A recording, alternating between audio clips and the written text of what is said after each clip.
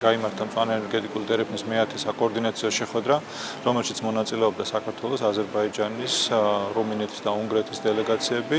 ძალიან მნიშვნელოვან ეტაპზე გადადის პროექტის განხორციელება, რომელიც გულისხმობს განახლებადი ენერგიის წყაროებიდან ელექტროენერგიის მიწოდებას ევროკავშირში.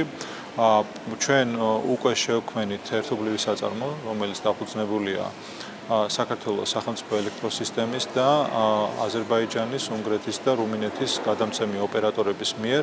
ამ ეტაპზე ჩვენ მივიღეთ გადაწყვეტილება, რომ პროექტს დაემატოს ბულგარეთი და ეს არის მნიშვნელოვანი გაძლიერება პროექტისთვის.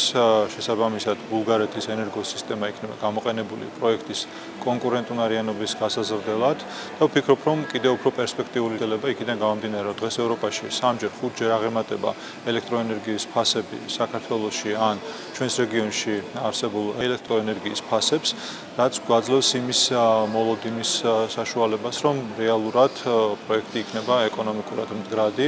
პირველადი კვლევები ჩატარებულია უკვე ჩვენი კონკრეტულად რუმინეთის და საქართველოს წყალქვეშა კაბელის მიმართულებით, რომელიც ცალსახად აჩვენებს პროექტის ეკონომიკურ მიზანშეწონილებას, ასევე ტექნიკურ მიზანშეწონილებას და ჩვენ უკვე გადავდივართ განხორციელების ეტაპზე.